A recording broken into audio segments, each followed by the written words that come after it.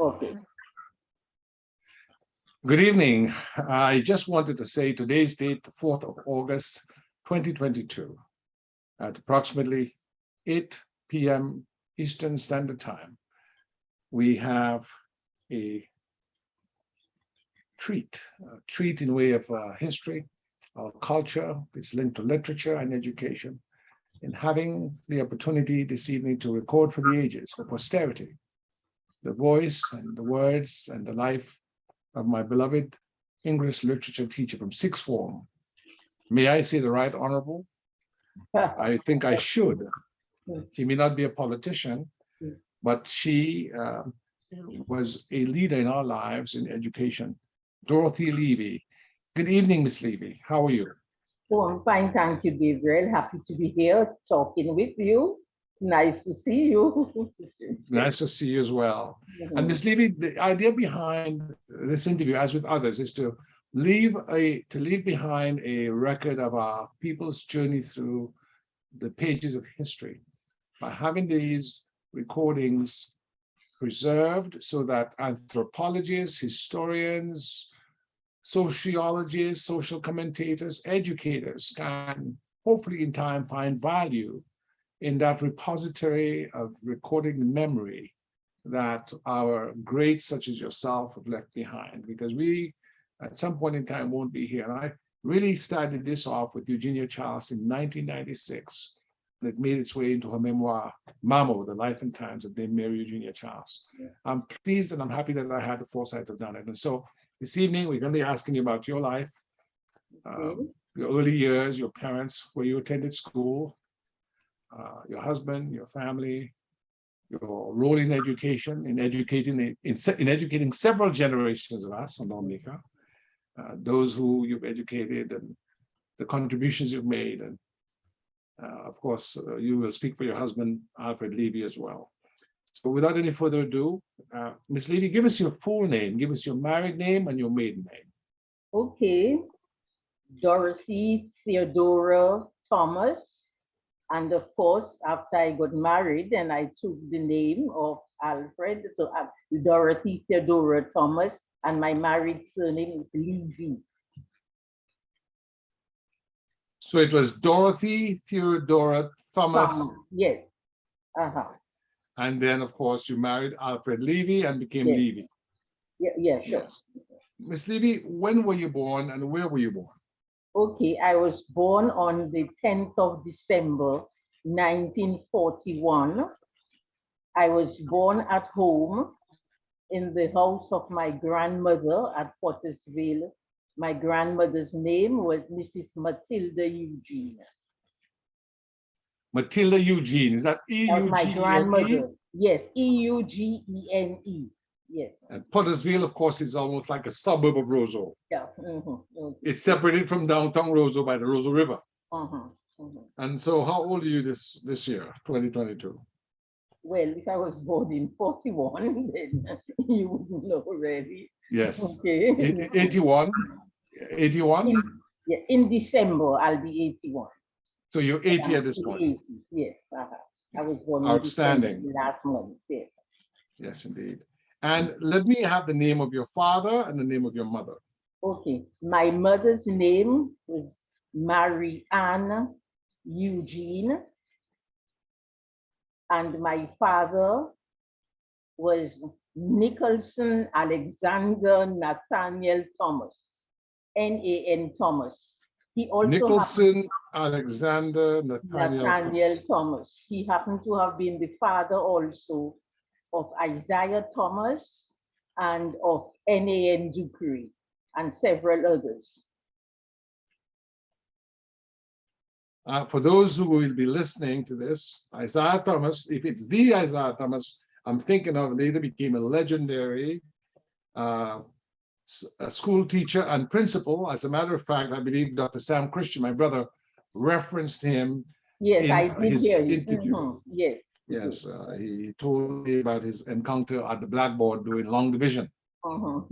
And N.A.N. Dupree, for those who will be listening, was a legendary politician and a member of Dominica's cabinet in the early days of self-government under the distinguished chief minister at that time, Edward Oliver LeBlanc. Is that correct? Yes, yes. Well, of course, Dupree grew up as N.A.N. Thomas, just like his father, our father. But later on, I think they had certain conflicts, maybe with politics and other issues. So he took the name of his grandparents, Dupree. That was So, Dupree who made wine and, had businesses and so, yeah. yeah, so his grandparents were entrepreneurs. They had the wine Yes, business. yes, yes. I see. But my mother actually taught at a government school where my father, N.A.N. Thomas, was the head teacher. So you're saying your mother, Marianne Eugene, was an educator. She was, yes. Her father had died, leaving her mother with 8 of them. Among them was, well, my uncle Bernard Eugene Malachi, who married Professor Tom Anderson. But anyway, my mother went to teach at a very early age because their father had died, leaving my grandmother with 8 children. And she taught at the school where N.A.N. Thomas was the head teacher. And as was not uncommon in those days, I came about from the 2 of them, from Mary and Eugene and the head teacher. Of course, my grandmother was, to put it mildly, not amused. And I grew up with a very negative attitude towards my father, whom I hardly knew, to tell you the truth, because he migrated very shortly after I was born. And I think I must have met him about 3 times in my entire life. So I really grew up with my grandmother because in the meantime, my mother had married someone who lived in Antigua and she moved over to Antigua. She married a Mede and she moved over to Antigua where she gave birth to my sisters. So I grew up with my grandmother at Pottersville. And so you grew up as an only child in a sense because your siblings were well, overseas. there were a couple other cousins who also lived with us. And then my grandmother's, for a while, I had my 2 aunts who were not married yet, and they still lived at home when I was growing up as a little girl. So I grew up with my grandmother and my aunts and some cousins. But the funny thing though, Gabriel, it seems from what I've heard, my father, in spite of his, should I say, other negative attitudes, that he was a brilliant man. And people often spoke of it. So that when I would go to the shop, in those days when you went to the shop, you bought like a tin of corned beef, let's say so much on maybe 2 ounces of cheese or whatever. Then the shopkeeper would tell me, work it out and tell me how much you owe me. And then he would tell the other people waiting to be served, you see that child, you don't know who her father was? Her father was Nicholson Thomas, a very smart man. And it's so funny, Bishop Bowers, who knew him very well because they were both from Maho, when Bishop Bowers would come to Dominica, he would often refer to my father and how intelligent he was. And a priest, I think he was a Belgian priest, not Bishop Bogart, but a priest called Father Bogart, who worked, I think, in the Maho St. Joseph area. He too would refer to my father. And I remember once he said that he had this great love and this great capacity for understanding literature. That's what he referred. I still remember him saying so. So it seems that people often spoke of, well, the brilliance of my father. So you're saying to me, Mrs. Leevy, that genetics is a real science, that it is the case that he can absorb into our very being the genetic strands of both our parents, that we can sometimes, or oftentimes, not only reflect them in our faces, in our physical characteristics, but we can also reflect them in our intellect. Is that what you're saying? Well, maybe, I don't know. But anyway, so at my So early you came, let me just frame this. You came uh-huh, from the union of mhm. two teachers. They may not have been married at the time, or they may never have gotten married, but you were born in the union of two teachers who I assume fell in with each other while they were still teaching. Am I correct? Yes, well, the teacher, that was my mother, Mary Ann Eugene, and the head teacher at the time, Nicholson Thomas. Yes. Mhm. Now, I wanted to have you stick a pin in that because there is a actual research paper online that I have read by a convent high school, a distinguished convent high school student, Mhm. graduate by the name of Dr. Cecilia Green, who Mhm. is who used to be recently a professor of sociology at the Maxwell School at Yes. Syracuse University, New Uh-huh. York. And Mhm. the essay or the research paper was a study of an incident in the 1930s, 40s, where the colonial government actually took a case Mhm. against a head teacher who had a child.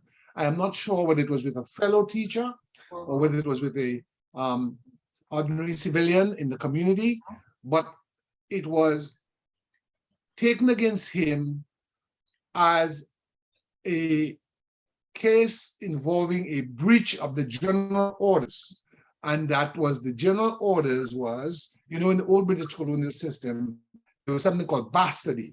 That is, they took a dim view of people born out of wedlock. Mhm. And the charge was that in his position, which was supposed to be an exemplary position, it was Mhm. not acceptable for him to have had a child out of wedlock. And I Mhm. need to get the essay for you because it was Okay. interesting to me Uh-huh. that the standards were so, Mhm. let's say, crafted at that level that they saw it as a shortcoming worthy of being brought before the courts. And Mhm. she did an essay, she did a research paper on that subject, and I will Okay. find it for you. Interesting. But be that as it may, it is interesting because we are here this evening because I can tell you without fear of contradiction, you may well be the best literature teacher I've ever had, be Oh, it in thank high you. school or college, because you were possessed of a superior intelligence and you were possessed of a great and intricate knowledge of the subject matter at hand. And everyone I've talked to, including Justice Andre of Ponte Press, who knows you very well and loves you as I do, we all have the same sentiment. We all share the same opinion in how you were gracious, you were kind, you were superb in your uh, pedagogical skills. As a teacher, you were wonderful. We never felt afraid to inquire. We wanted to learn. You encouraged us to learn, and we felt when we came to class that we almost had a duty to not disappoint you because you encouraged in us a desire to learn more. I must raise my hand and say I wasn't always the best student, but at the end of the day, I made it through thanks to your wonderful um, talents as a teacher. And so that is the reason why, to be frank with you, we have a relationship today because I am a grateful student, as is Andre and many others, who, when I speak to them about you, always have the same remark. So I just want to say I may have in the preface to this interview not expressed that sufficiently. So for those who are inquiring as to the genesis of this conversation, it resides to the period in 1977 79 when you taught me, and you taught even earlier than that at the sixth form college on Dominica. Thank you, Ms. Leevy, for all you did for us and that Mhm. generation of students. So let's talk about your early years. Mhm. Your mother was a teacher. Do you know whether she went to the Convent High School as well? No, she did not go. Her younger sisters went, but in her day, well, she just did not go. And as I said Yes. earlier, her father died, leaving my grandmother with eight of them. So she had to go to work early. And that is why it was such well, my grandmother, it was such a blow to her then when I wouldn't put it that way when I came along, but when, as she said, when my mother ended up, being pregnant, So Yes. she really helped. Before we talk But about your earlier life, tell me when your mother went to Antigua, what did she do if you know? no, well, when she went to Antigua, and she, as I said, well, the story is from what I've heard. She went to a dance at the Albert Hall, and there she met a visitor to Dominica, Cecil Mead. And Cecil, even years later, could describe the earrings and the dress and everything my mother wore. My mother's father, my grandmother's husband, happened to have been born of a Carib woman and a Frenchman. And my mother, I guess, showed evident physical characteristics of that, of being the daughter of a Carib woman and I think he was a white Frenchman or something. Anyway, so she went to this dance at the Albert Hall, and there she met Cecil Mead, who fell in love with her, married her, and they went to live in his homeland of Antigua. However, on her fourth pregnancy, it was an ectopic one, and she died. So she died Oh at a no. very early age. She died when I was only 8. Ah, I see. But I'm in the so sorry to hear meantime, that. yeah, but in the meantime, I was brought up by my grandmother, as I said, Mrs. Matilda Eugene. So she's the Yes, one indeed. who really raised me. I lived Well, with her, and so yes, indeed. anyway, went to when I went to my first school, Mr. Joseph School. I don't know if you've heard the name, Zephaniah Joseph. Yes, he was a teacher. Familiar? Yes, he was a head teacher, and when he retired from the government service, he started his own private school. And my mother taught there. So when I was 3 years, she hadn't got married yet. She took me along with her to Mr. Joseph's school. So I started. Where was that located? That was located. There's a radio station there. Which radio station is there? It's right on Old Street. Is Next that where to, Q95 is? yes, yes, yes, Do you yes, know who told me exactly. he went to a school there? Who is that? Dr. Clayton Shillingford. Okay, oh, Clayton went there too. He told So me he he went to must have school got there. Mr. Joseph's school, yes. Mm-hmm. Yes, yes. Yes, So so you went that's there from age 3 to age what? well, shortly, Mr. Joseph fell ill and he had to close down the school. And so I must have been maybe 5, or I can't remember, when I then, after he closed down, went to the St. Martin Primary School. At And that time, the St. Martin Primary School was run by the nuns, yes, yes. the And Belgian nuns. yes, the Belgian nuns. But I still remember that first day when my aunt, that was Malachi Eugene, who became Malachi Henderson, she took me to the school, and there were parents with their children that first day waiting to register them. And of course, as beginners, they were put in the infant class. And I don't know really, I had never seen the teacher before. Her name was Miss Alexia. So when my turn came for her to take my name, she looked at me and she told me, give yourself a sum on your slate. So we had to go to school. Remember, slate and slate pencil. She told Yes. me, So she said, give your what on your she slate? told me, give yourself a sum to do. I mean, looking Okay. back at it, I wonder, yes, I mean, all the others were put in the beginner's class, but when my turn came, she looked at me and she said, just give yourself a sum that you can do. And I think I just wrote maybe a 2 figure. I can't remember what mathematical problem I gave myself. She took the slate, she looked at it, then she took it to the nun who was the principal at the time of St. Martin Primary. I can't even remember her name. And Can you then, stop for a second? Can you stick a pin? When I was a child in Roseau, because I was born in, of course, we lived in Pottersville, the principal at the St. Martin School was Sister Borgia, bread and buljao. You remember that? okay, yes, of course, I remember, yes, Mother Borgia, yes, they were mother. Was that Sister Borgia at the time? No, she wasn't there yet. It was not Mother Borgia at the time. It was, I can't remember the name of the one. And in those days, Miss Leevy, they had to wore the full habit. Oh yes, oh yes, yes. Was that the same thing? Yes, yes, oh yes, they were in full And by habit. that I mean they had the cape with the hair, the Yes, white and scarf, and then the black overpinning and the mhm, full and then the cape white, and everything. yes, full regalia, yes. So anyway, so this Miss Alexia looked at my work, took it to the nun who was in charge of that infant section, and then they just skipped me 2 classes. So I was put in a higher class right away, and I began my career at St. Martin's School Primary. Then I start in those days it was called the scholarship exam. So I took that exam in November 1953, and I came first in the island in the scholarship exam of 1953. Amazing. Okay, yes. You would have been Now, about 12 years old, or maybe yes, 11, I was approaching 12. Yes, I was because you would have approaching. taken the exam sometime around April, May.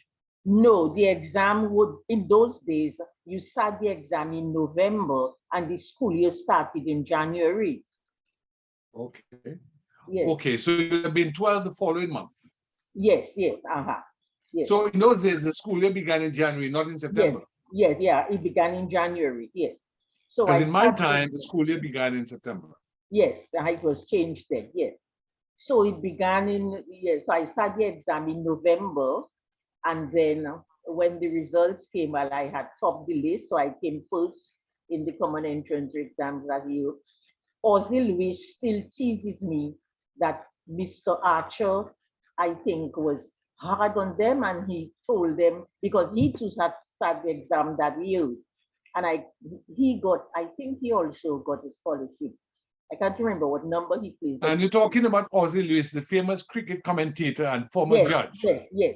So whose he always, father was also a yes, school principal. yes, and very good friends with my father. They knew each other very well. So he Yes. always teases me that Mr. Archer was very hard on them. How could they have let a girl, Dorothy Thomas, beat them, by placing first?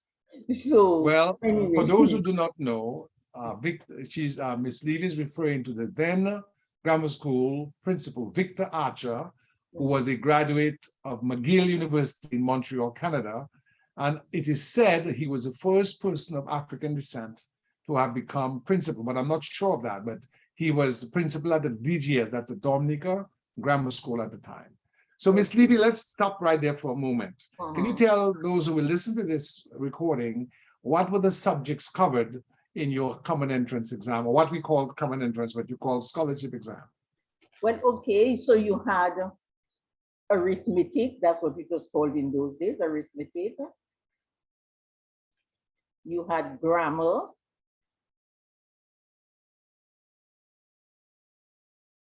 you had writing, so you had to do a piece of, continuous. Penmanship, they called it.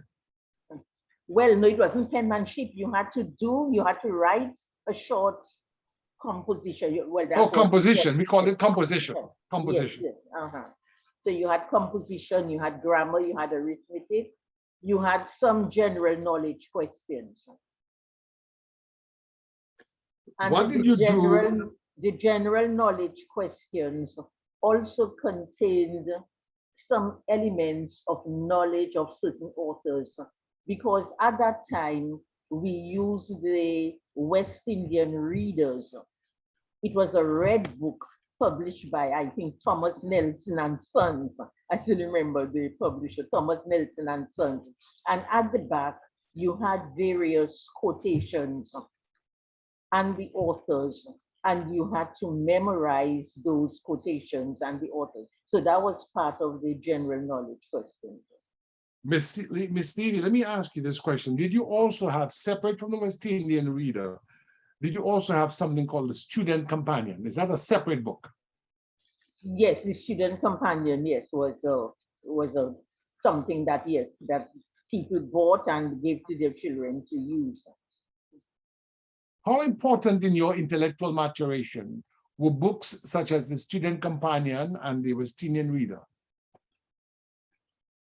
The West Indian Reader, I mean, had some wonderful excerpts And it's funny though, I mean, you were not obligated to memorize everything, but because words meant a lot to me, Gabriel, it's so funny. In the West Indian Reader, either number 2 or number 3, there was an account of the destruction of Port Royal.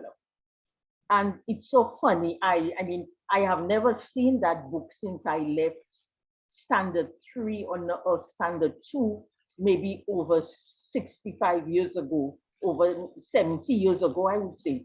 Yet that had such Yes. an impact on me that even now, like facing you, I can still remember that destruction of Port Royal. The day opened brilliantly fine, the sun coming from a cloudless sky, and there was no indication of the coming disaster. Shortly after 2:30 p.m., loud rumblings of thunder were heard, coming from the earth, the sea, the sky. No man could say from where. Earth opened, swallowing men and buildings. Wharves laden with merchandise was quickly submerged by the rush of the waters. It's so funny. I mean, it just merits. Amazing. Amazing. You know, Miss Levy, I'm listening to you in awe because I believe I read the same book and the same excerpt.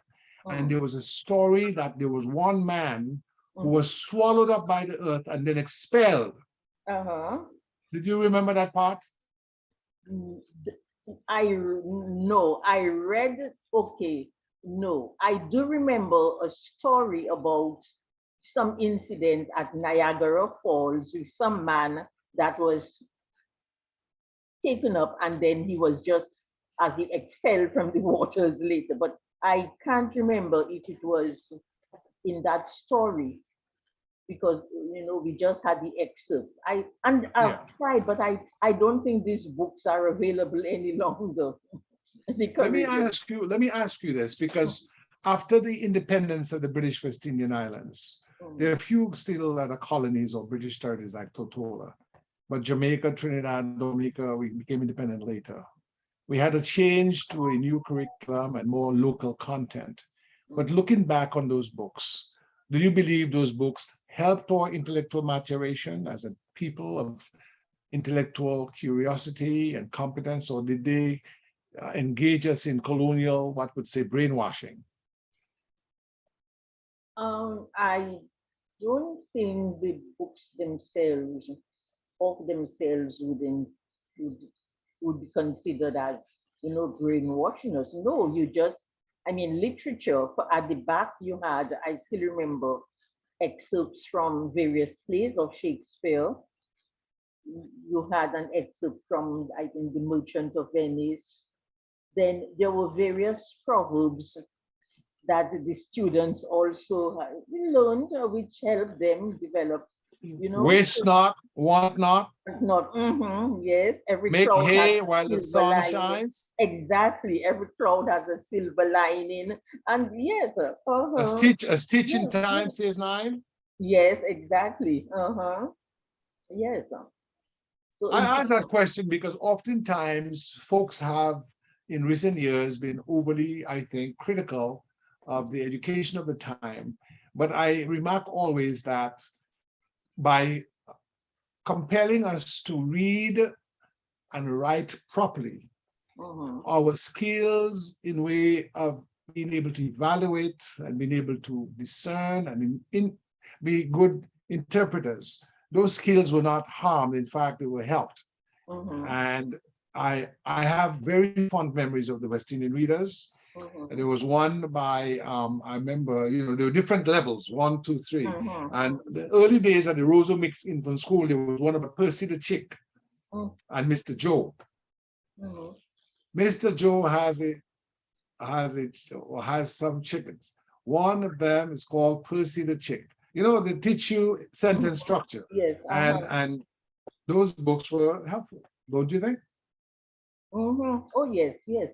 And I mean, it sort of, they will serve as fuel for the imagination, so you try to imagine what it was like. I'm not saying that it's a harmful thing to inject some of your own literature, some of your own authors into it, because later on I also enjoyed reading the books of, Naipaul, Samuel Selvon, and George Lamin and other Caribbean writers. But I mean, they, And George Lamy just left us recently. yes, yes. And let the record reflect that Miss Leevy is referring to the Trinidadian Nobel Prize winner, V.S. Naipaul, and the Trinidadian author who resided in England for some time, Samuel Selborne, who wrote books like A Brighter Sun, Yes. about Trinidadian community life, and of course, George Lamin, who wrote In the Castle of My Skin, who was a Barbadian author who resided in England for some time. So we came of that generation of West Indian literature, which in the early days of World War II and shortly after, had not yet come into its own. So you were really at the cutting edge of that transition from Yes. a education curriculum where there was very little West Indian content to one by the time you graduated from university, and certainly by the time you retired from your position at the Convent High School, was almost what they say de rigueur, or a matter of course, was normal, right? Let me ask, before we get into the Convent High School, tell us a little about the role of the church in your early days. Were you Catholic? Okay, yes, very much so. In fact, I combined church activities with school activities, and I was very involved in parish life. For example, I belonged to the Legion of Mary. I was also on the choir. That's another thing, perhaps, which reinforced my love of Latin, because strange as it may seem, my favorite subjects were always Latin, English, and literature.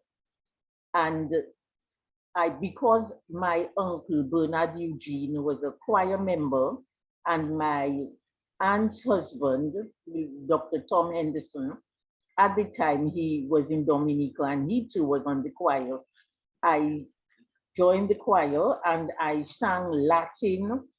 I would go to mass nearly every morning at 5:30. Imagine 5:30 a.m. I would go to mass and sing the Latin, whether it was the Libera or the Te Deum, whatever intention the mass was offered for. Stick a pin, Miss Levy. Can you sing any Latin for us right now? Oh my gosh, let me see. Okay, let me see. Okay, so Palm Sunday, if I sing, Fueri Hebreorum, Portantes Ramos Olivarum, Obvia Verum Dominum, Flamantes et Vicentes, Hosanna in excelsis. And if you want Fueri Hebreorum, Fueri, Latin, we would decline the Latin. Fueri is plural for boys.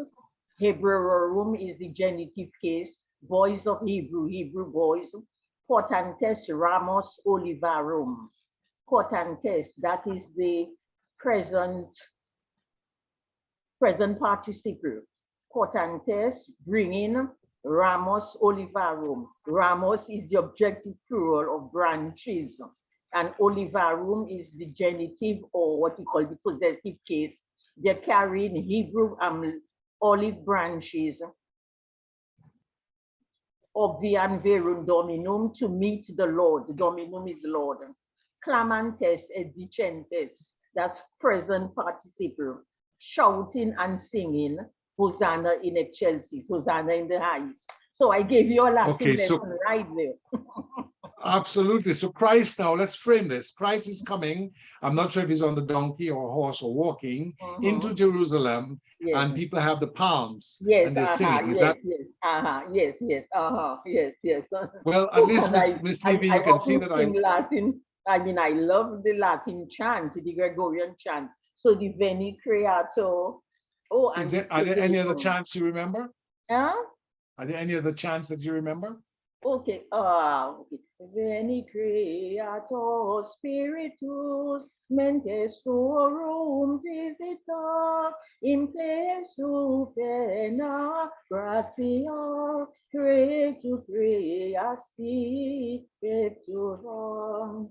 And then it goes on, Quidi cheris paracletus, altissimus bonum Dei, contribus ignis caritas, et spiritualis unctio. So you have me recalling my Latin from my being on the choir. That's outstanding. That's beautiful. You've got a beautiful voice, Miss Leevy, and I just want to say that this is a treat because I've never heard some of those old, because by the time we were coming up in the Catholic Church, my mother was Catholic, but our father, whose family came from Antigua, they were Anglican. Okay. And the Anglicans were very small percentage of the population. Oh yes, no my grandmother was an Anglican too. Yeah, so the Anglicans were people who were from the Leeward Islands, or and children of people from the Leeward Islands. She was from Montserrat, yes. There we go. So our parents, our paternal grandparents were both Antiguan, both mother and father. So our father was the first Christian boy born in Dominica. H.L. Christian was born in Antigua, and L.M. Christian was born in St. Kitts. As you know, H.L. Christian was a minister of government in the Blas government, Minister of Education, and L.M. Christian wrote the national music to the national song. But our father was born at Point Milat, Belize, or Delices, as they say. But I want you to sing for me your favorite Catholic hymn, or your favorite hymn, period. Which would it have been? What hymn would you consider your favorite hymn? I cannot really say which was my favorite hymn. As I said, I love the Gregorian chant, and I mean the Te Deum, that hymn of praise. It's so beautiful. It really inspires you. The Te Deum. You have, I mean, they're different. They're different. What about the doxology? Did you sing the doxology? You mean, oh God, from whom all blessings flow. Did you do that? Praise him, all creatures here below. You mean that one? That's it. Yes. God, Lord, Father, and Holy Ghost. Amen. What about hymns like Abide With Me or Near My God to Thee? Abide With Me, I know it's my grandmother who was an Anglican who used to sing it. I think I heard it from her first, and then we started using it in the Catholic Church. But were there popular English hymns in your childhood in the Catholic Church, or was it mostly in Latin? Yeah, well, there were some English hymns like Soul of My Savior, Sanctify My Breast, and which other ones? Yes, there were English hymns, but as I said, really, because the Mass was in Latin, the emphasis really was on the Latin chant. So let us frame, for those who did not live in that time, the prominent nature of the Catholic Church in local society, because the church was not only the majority church, but it also owned schools like the St. Martin's School, the Convent High School, which even today, 150 years or so after it was founded, is still the most preeminent and most, what you could say, distinguished high school for girls on Dominica. Am I right? Yes, you're certainly right. Yes. So when you were a child at the St. Martin's School, you wore a uniform, correct? Sorry? When I was you wore uniform at the St. Martin's School? No, when I went to St. Martin's School, we didn't have a uniform. Interesting, because when I knew the St. Martin's School, they had a white shirt with a blue jumper, which was like a sleeveless dress with the white sleeve showing, and white tennis shoes. Yes, but when you all didn't have that? No, well, that was pre-uniform days. So when I went to the St. Martin's School, there was no uniform. So how did you come to school then? Well, you just wore your normal, you had your, in those days, you had your church dresses and your school dresses. So you wore a dress or maybe skirt and a blouse to school. And then you wore, I still remember going to the shoemaker, if a buckle on my toeless had come up, for him to attach the buckle. You know? Stick a pin in that, Miss Leevy. Tell the listening audience, what is a toeless? I don't know. We call it toeless. Maybe today it would be called what, slippers? Sandals. No, I think today they would be called sandals. Was that the famous rubber sandal? No, they were made of, no, it was leather. There was a So yours very were big, leather, but you know, later in the 60s, when I was a child, there were yes, these black rubber yes, sandals that they called, some people called it later Toyota, but it was later, it was called toe okay. less. No, And mhm. There yes, they was were this rubber sandals, but they were very, not toe less, and they covered the front of the foot. yes, there was this very good shoemaker, Mr. Reed. I think he married a sister of Bishop Bowers later on, and he lived at Maho, Reed. So he was a very good shoemaker, and he would be the ones who would make the leather toeless, which we would wear to school. Mhm. And Outstanding. then you wore closed shoes then to church on Sundays. Yes. Let me ask you a question, Miss Levy. Mhm. Were there children in those days who would come to school without shoes? That's what I was going to comment also, that even in those days, you had some children who came to school without shoes. They just, they came to school barefoot. Yes, but you would say that your family, because your mother was of means, your grandmother, your family was a little more well-to-do. Is that right? Well, well, let's say we were not the worst, if you want to put it that way. And I mean, thank God, as I said, we had relatives, like as I said, my aunt, my uncle, who helped, when we were growing up. So that, Yeah. So let me ask you, Miss Levy, an ordinary morning, you're getting ready to go to school. What would you have for me for breakfast? well, first of all, it depends on my age at the time, but generally, if we're talking about the time after I started high school, I would go to 5:30 mass, and after mass, because it would be still very early, I would spend a few minutes chatting with my very good friend Adeline Francis. I don't know if you ever knew Adeline. Her father, no, maybe you were too young to know. Her father was Police Chief Sergeant Francis. Yeah. You I must know, have well, I know of Mr. Francis because he was a father of Eustace Francis. Eustace And was I believe he lived in so, Portersville by the Savannah. yes, yes, the house is still there. That house, that two-story building is still there. Yes. So that is where my very good friend Adeline Francis, her mother and my mother died the same year. So we were about the same age when our mothers died. And she, when they came to live at Pottersville, we used to attend the 5:30 a.m. mass every morning. So when you So got home, what was there waiting for you before you went to school to eat? well, so then when I went back home, if my grandmother was still sleeping, I would I would light the fire, light the fire with coals. Well, do you have a gas stove or did you have a coal pot? Later on, she got a gas stove, but in those days, it was a kind of a raised concrete structure that was very high, and then there were three sort of holes. I do not call it holes. There were three carvings into that raised concrete structure with a grill. And you And put then, what, wood, fire yes, sticks or coal? you put coals in there. And then, of course, then you use either kerosene or you use gum. In those days, you would buy gum, and then you lit the fire. Stick a pin in there, Miss Levy, for the listening audience. Uh-huh, Gum was a sort of sap of the gommier tree that uh-huh, they would sell in the market on a Saturday morning. They would uh-huh, have it, I can see it now, on a piece of banana leaf, and uh-huh, you'd buy little pieces of gum, and it uh-huh. acted as an accelerant to light your fire. Is that Yes, correct? yes.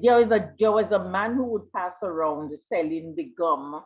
So we would buy from him and then use that or maybe kerosene to start the fire. And Amazing. then so a favorite would be like the local cocoa, boil the local cocoa with cinnamon and either powdered milk, or sometimes there was a lady from whom we bought the cow's milk. She would pass, or her daughter, with the milk in bottles on her head, and we would buy the milk from her. So you would have that. And then, Still of appealing course, there, Miss Levy. In those days, we had much more livestock in Dominica. We had a stock farm and people had much more cattle. Is that correct? yes.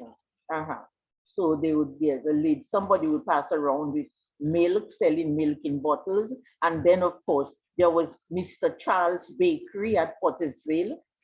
And you got the fresh bread from there, from Mr. Charles Bakery. So you I have remember there were two kinds of bread when I grew up, Miss Levy. There was the penny bread and there was the and mastiff. Tell us massive about bread. that. Oh yes, yes. Oh yes, yes. Tell us about the difference between the two. Well, the mastiff bread, they still have some sort of mastiff bread, but it doesn't taste like the old time mastiff, which was really stiff and really gave you work to do when you were chewing it. The penny bread was like, how should I describe it? Maybe like two small bananas, which were stuck Together. They're like two Yes, little yes, loaves stuck together. yes. And they would then bake them on a banana leaf, right? To keep the bread from the ashes. Yeah, that's how they bake them. Yes. Yeah. So when you got it, you sometimes have to pull away the dry banana leaf and eat the bread, or you could split it in two. Yes, right? in two. Yes. So you had your cocoa tea, and then you had. So this is how I learned it. You can tell us whether it was the same in your time. The penny bread was for during the weekdays, and you ate the mastiff only on Sunday. Is that correct? Yes, mastiff was usually a special occasion. Yes, you had mastiff on Sundays. Yes. That's true. Yes. So the bread that you ate during the week was not the same as you ate on special occasions. Yes. And then with that, you had different things, maybe corned beef or cheese or butter or jam, whatever was available then, you had with the bread. And in those days, Miss Levy, you made your own jam in Dominica, didn't you? Oh yes, my grandmother made her own jam with guava, yes, and guava jam or whatever, yes. Guava jam. That was the most popular jam, guava jam. Yes, yes. So we are getting into Convent High School, but before we get there, tell us about things like Corpus Christi procession. Tell us things like about Easter and Christmas of your childhood. And also, before we go to high school, tell us about Carnival of your childhood. Well, I looked forward to the church festivals because I know my grandmother had no objection to my going to the church fairs or the other church activities. She was very strict really with us, and we did not have the occasion to go to many places. So Corpus Christi, yes, I look forward to that. And although she was an Anglican, she too took the pains to even decorate the house and to make the surroundings clean when the Corpus Christi procession would be passing. Did you take part in Corpus Christi procession? And can you tell us what that entailed? Well, for several years after I made my first communion, we were called, well, they called it flower girls. So what it entailed was having a basket which was well decorated, and you put flower petals in it. And as the procession made its way through the streets, those with baskets, the flower girls, would take turns to just throw petals and to move to the area where the priest was holding the Blessed Sacrament.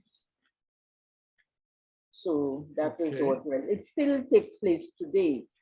And you have the children who make First Communion take part in that Corpus Christi procession. Ms. Levy, can you tell us in those days about Easter, what it meant to Dominicans, and Christmas? Easter, of course, well, the height of the liturgical year. So before Easter, sometimes there would be crusades. Before Easter, there would be the usual retreats that people would take part in. You would have the men's retreat, women's retreat, retreat for children, leading up to Easter. So Easter was always a big celebration. Good Friday, I mean, that day was special. People who, I think more people went to church in those days on Good Friday than they did to me at Christmas or even Easter. Good Friday was something special. And at the Good Friday services, I still remember that at that time, there was the part of the liturgy where you go to show veneration, where you venerate the cross. And That it was is, take a men pin in first. there, Miss Levy. I think I remember that the St. Alphonsus Church, you had to go up to the altar and kiss the feet of Christ. Yes, yes, the wooden cross. Yes, you had to do that. Yes. And men had to go up first, followed by women. And I still remember, it's so funny. I even wrote a story, one of my short stories about it. I still remember an incident where this woman, I mean, kudos to her. I mean, she was really bold and maybe really good to do what she did. She got up when it was the time. She didn't wait for all the men to go first. She got up and she moved along together with the men because she was sitting up in front. So she got up. And do you know, the complaints came from other women. Women started grumbling. Look at her. She's too fast. Who she thinks she is? You know, she doesn't know it's meant to go up first, but she didn't care and she went ahead. And I mean, you know, the priest didn't object. I guess he had no choice. So Yes, this yes. was on Good Friday. Yes, And indeed. Christmas was always a joyful time. You know, Christmas, I still recall, you know, coming home from Christmas Mass and the people on the street, you know, do their little bands and singing their, you know, Chante Noel, singing their Christmas songs. Yes, yes. Did you go shopping on Christmas Eve? Oh yes, I look forward to that. I mean, fun with Christmas. I mean, you know, you had your Christmas dress and your shopping dress. I mean, you know, that we have. So you're dressed to wear to church on Christmas Day, and then you're dressed to go shopping. So of And course, where would you go to shop? Where would you go to shop and what would you buy? shopping, there was the main place for shopping was C.G. Phillips store, which was at the back of where the Royal Bank is today. So you had C.G. Phillips. That was the main one, I would say. As And far what would you as buy there? shopping. Uh-huh. And when you Okay. say C.G. Philip, you mean that's the same Campbell Philip? Yes, well, Campbell Phillips' father. Oh, you would buy little things. You would buy a doll, maybe a tea set, or maybe a little living room set, you know, with three little plastic chairs or something or sofa. So these were the things that we shopped for. Yeah. Indeed, indeed. Let me ask you, Miss Levy, what about movies? Did you go to movies when you were a child? The later on, it was towards maybe my senior years in at the convent that you had the cinema, and I went to a few years. I went to a few of them. Mhm. Let me ask you this question. Dr. Shillingford said to me before the Carib cinema, Uh-huh. there was a cinema at the mouth of the Rosa River. Is that true? Yeah, would it be? There was a place. There was a standard joke that I would hear from my uncle and some of his friends that there were two dance halls in in Roseau. You had the Albert Hall, where you would be expected to dress in a more sophisticated way and do more refined dancing. And there was Coronation Hall, which was by the mouth of the river. So I don't know if it's at Coronation Hall that the movie was held. I'm not sure. Okay, okay. But when you first went to the movies, it was at the Carib cinema. Yes. Uh-huh. Did the church sometimes show movies at the church, or did they show movies at the St. George's Hall or in the schools? Mm, maybe documentaries. I don't recall any full, movies being shown Okay. at the church. Well, let's get to Convent High School. You entered Okay. Convent High School in January 1953 or January 1954? I started common entrance in 53, so I started in January 54. And The did you common have to wear a entrance. uniform in those days? Yes, of course, there was the uniform, yeah. And what was that uniform? The uniform was, well, first of all, you wore hats then.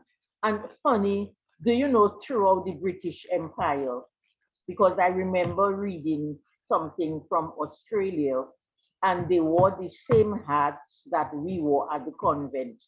So you had a Panama hat for everyday use, and for parade, you had a Leghorn hat.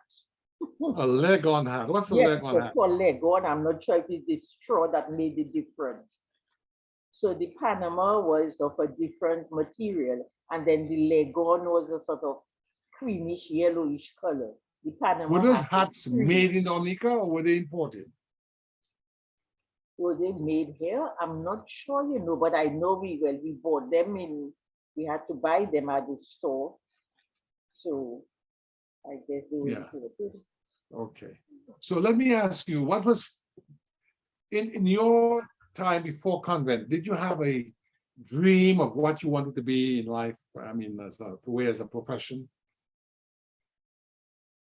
Not really, I guess because I grew up with my, grandmother, by that time my aunt had moved to Trinidad with her husband. Then, so I just knew I was interested in knowledge, in education, but I did not really focus on where I wanted it to take me.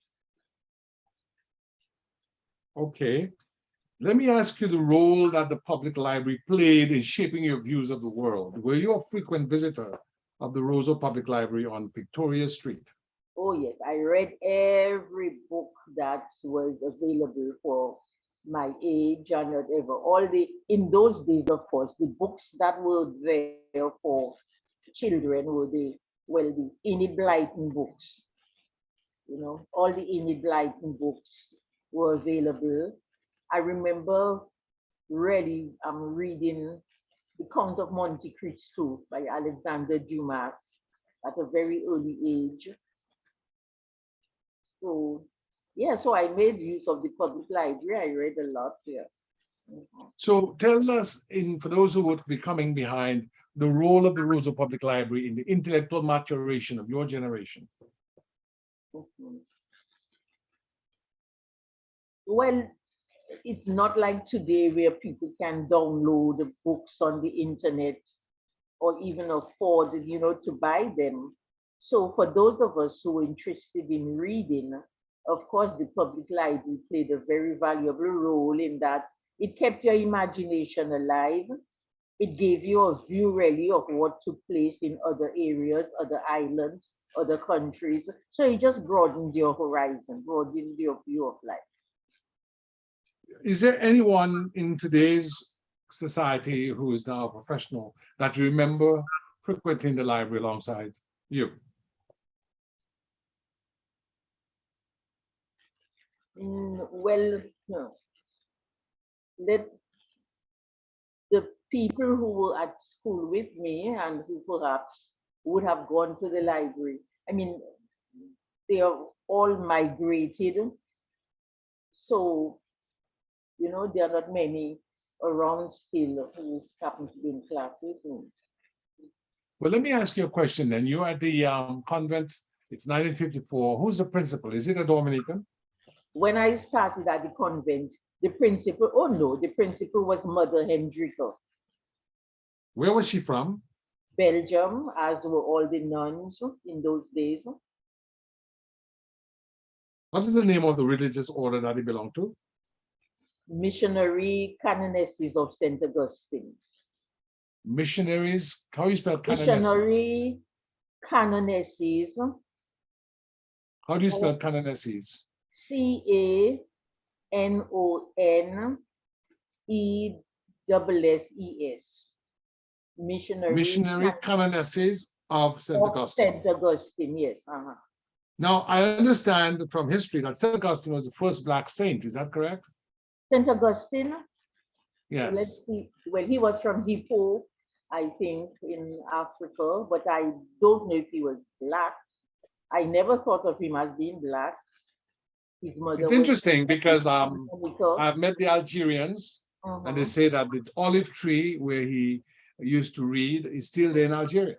Okay, no. And Algeria is in North Africa. So the people there are more maybe Arab looking than maybe sub-Saharan Africa. But he is considered here in the United States. In fact, there's a famous church in Washington called St. Augustine, which is populated mainly by Black congregation. And the statue of him is that of a Black person. We would sometimes go to that church. Okay, interesting. But how did the nuns, how were they looked at in Dominica and how did they behave, the nuns? Well, I mean, there were several of them, of course. They lived in community. And in those days, they were under very strict rules. So they did not go out as much. Although when we had school picnics, they did come along on the picnic, with us. But generally, I mean, they lived in community and people respected them a great deal. Okay, so they were very highly respected, and they ran the school. So when I entered the convent, I had only nuns teaching me, although there were a few lay teachers. One lay teacher was, I don't know if you've heard of her, Mrs. Bam Shillingford. I heard the name. Yes, okay. She has a daughter in the state, Carol, here. And there was also Mrs. Roll, a sister of Mrs. Tulo, Mrs. Roll. So you had a few lay teachers at the school. But when I started at the convent, in third form, because in those days, when you start the common entrance or scholarship exam, you entered the convent in third form, but you still had the 5 years. You had third form, 4B, 4A, 5B, 5A. Okay. Let me ask you, did the missionary sisters of Cananasi of St. Augustine, did they speak English or did they speak French to you? No, again, they spoke English. They would have been, I guess, among themselves, they would speak Flemish, which is what they would speak in Belgium. But they spoke English. And I guess that was maybe one of the criteria for coming to Dominica, that they had to be able to converse, to speak, and to teach, because they taught, so they had to have a command of English. When they taught in class in those days, they didn't wear just a white dress. I knew them, like Sister Elsa is who I remember the best, because I was a teenager when she taught. But she wore a white dress with a gold chain of a cross, on the end of it. Or did they wear the full habit as Sister Borgia did, with the black and coat and all that? Yes, well, they wore the full habit like Sister Borgia in those days. They wore the full habit. So Sister Elsa was more modern then, when she later yes, just wore and I guess it was a few. But when you knew her, but when she came to Dominica at first, she also dressed like the others. But later on, they started cutting back on all these different items of clothing that they wore. But because I mean, I always thought later on, as Dominican being a tropical country, I mean, that was a lot of clothing, Oh yes. So let me ask the question about your favorite subjects at the Convent High School. Okay, I love Latin, English literature, and English language. These are my favorite subjects. I love. And who was your favorite teacher? At different times, because different classes. I remember I liked Mrs. Roll. That was the wife. The Roll family living just in front of the president's house. Francis Road. Yes. So she taught me. So I liked her. I also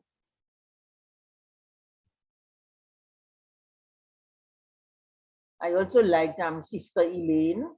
She was principal, Sister Cecile Sandro. Sister Elaine or Sister Cecil? No, when she taught me, she was Sister Elaine. Then later on, because you see, it seems when the nuns at the time made their final vows, they had to choose a different name, a saint's name, and go through the rest of the life with that name. But remember, the church went through certain changes and they decided that the name given them at baptism was a more valid name. So they had to revert to the name they had when they were baptized. I So see. for example, when Sister Hermes taught me French and Latin in sixth form, we knew her Sister Hermes, but later on she was Sister Jose Evenpoel, Sister Jose. So, but I knew her sister as Mother Hermes.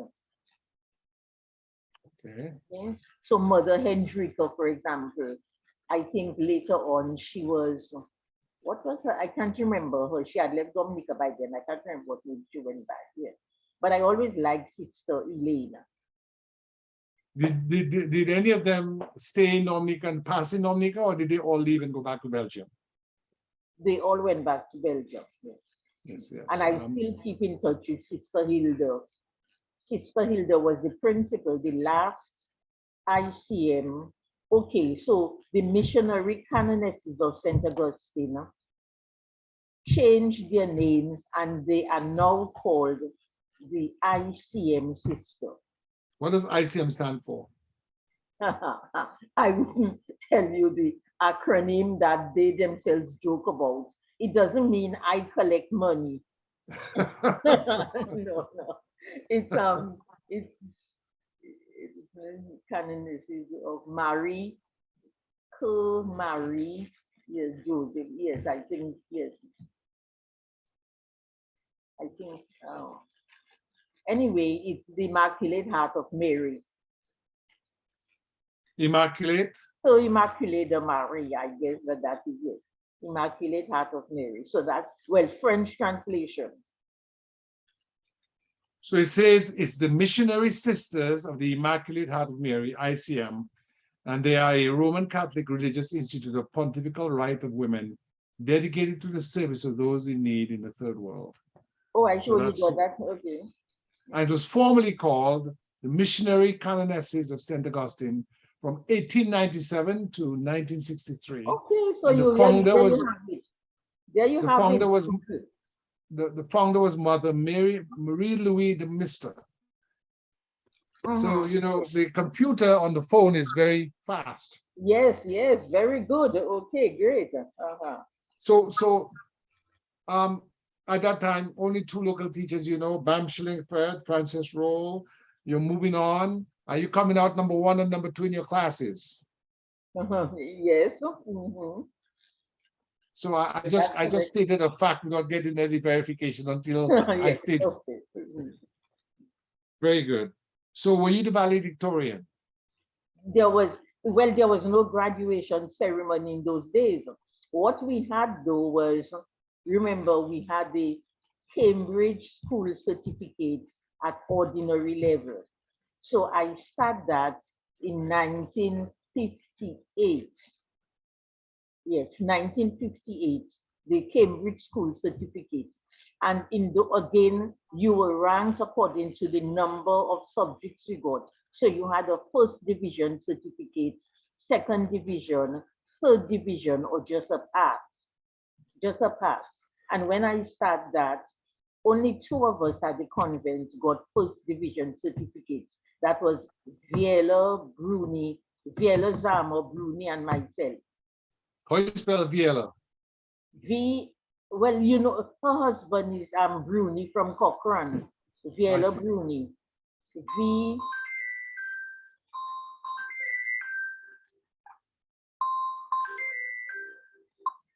Okay, wait. Okay, Yes. so Viela Bruni and yourself were only two top Who got graduates. first division, yes, certificates, yes.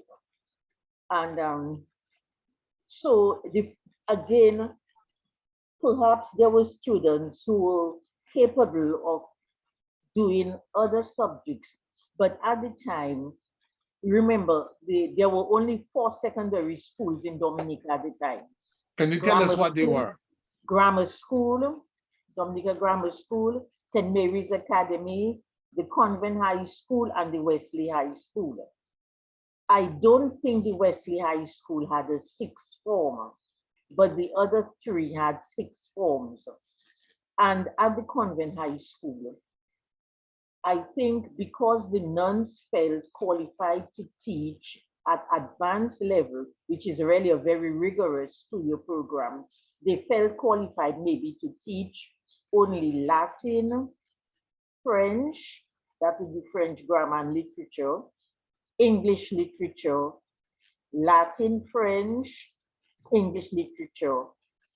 These were the three. Yeah, these were what they felt qualified to teach. And of course, you had general paper. So So, it Miss did, Levy, what about mathematics and chemistry and physics? And no, they did not teach those things at the sixth form at the convent.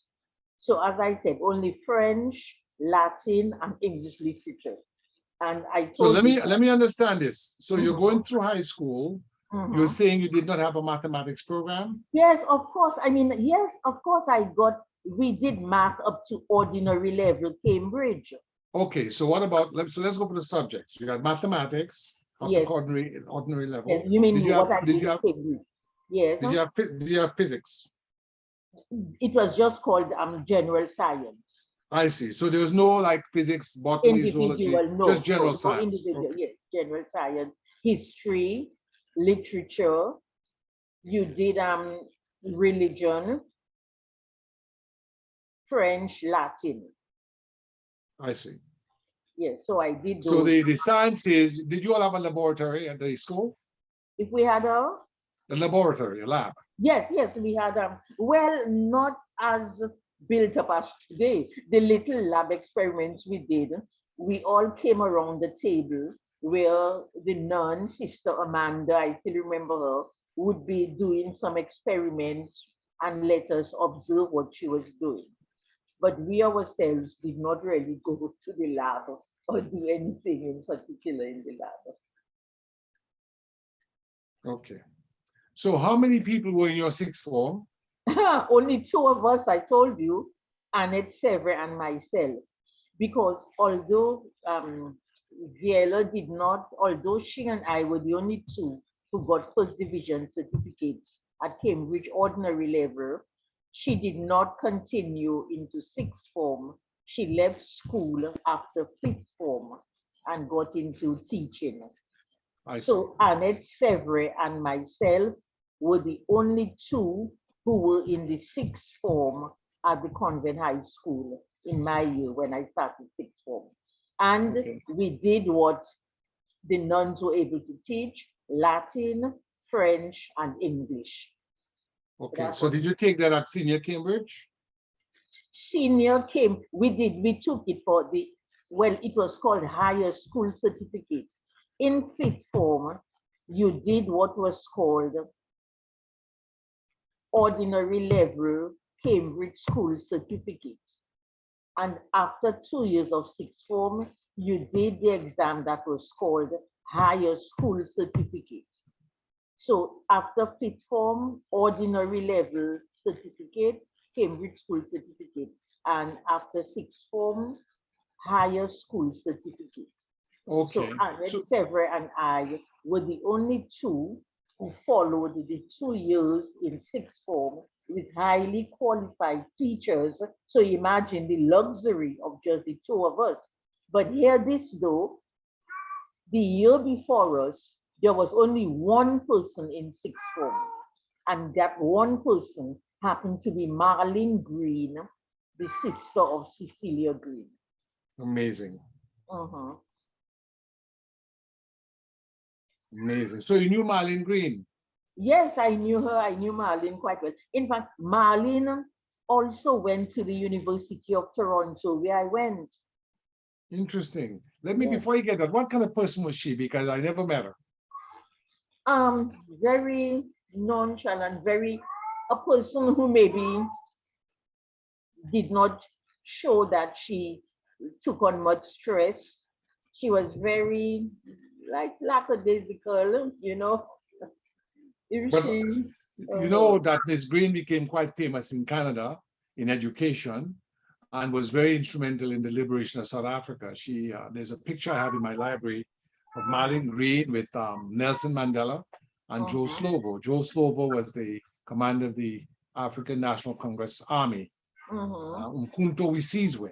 And she was Okay. told, she was said to have given a lot of assistance to the liberation struggle Uh-huh. there. Yes. So it's interesting. You know, she's noted as one of the 5 top um, persons in Canada of African descent or people who are Okay, wow, considered great.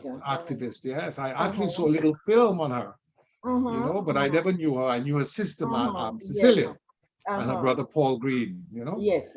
and her cousin, I think, Dr. Green, the dentist, Richard Uh-huh. Green. Yes. But let me ask you that now. So you've gotten your English, Latin, and French, and of course you're the top student again, I take it. Yes. Well, and then so we started the A-level exam, and now because I was all along still involved in the church and parish life, I completed the sixth form program in December 1960. And by 1961, January, I was on a plane for the US because there was this, you must have heard of Sister Alicia, this Yes, nun. Sister Alicia de Timmery.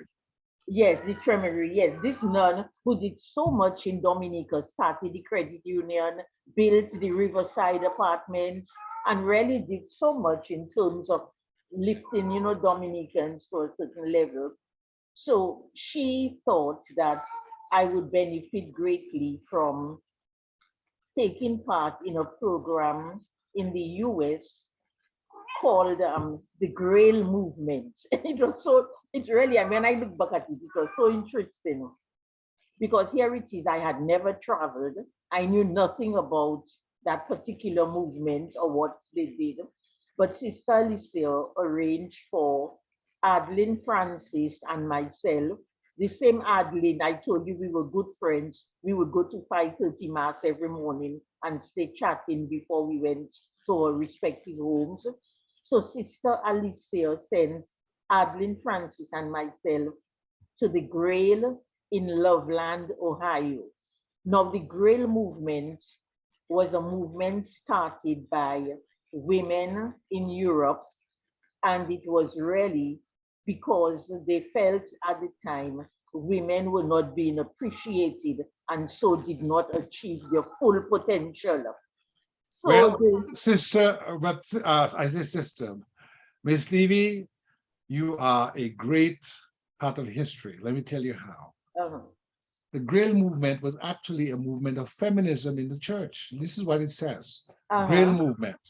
The Grail movement was begun in the Netherlands in 1921 by by a Dr. Dutch, Lidwin by van Kutsbergen, hold on, by a Dutch Jesuit priest, yes, Father Jacques Van Ginneken, van Ginneken, yes, and a Father group of Van Ginneken. students, at the Catholic University of Nijmegen, who were Nijmegen, among the yes. first Dutch Catholic women Mm-hmm, to earn university degrees. They mm-hmm, were inspired by Van Ginneken's vision that Western civilization was in crisis and in mm-hmm, need of major changes, mm-hmm, arguing that women had never had a fair chance to mm-hmm, develop their capacities to the mm-hmm, fullest in mm-hmm, either the church or in society, uh-huh, and that women had great gifts with the potential to change the world and uh-huh, move it in a Godward direction.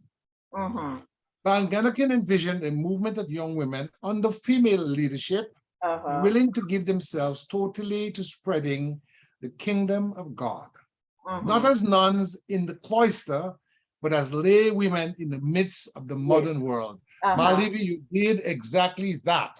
Oh my God, I didn't know that. So where did you get that? On Google? You looked up the I Grey just, River? as you spoke to me, I Yes, went to my yes, phone very good. and I got the whole history. Yes, so Sister And Alicia so you said, came in not as a nun, but as a lay woman or lay yes, person uh-huh. to advance civilization, and that you certainly have done.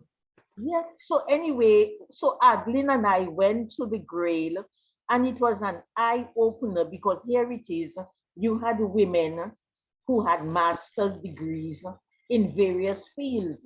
There was even a lady who had a master's in music, and she played the cello beautifully. There was another one who did sculptures, who did art, and you had women who were even represented, in other areas.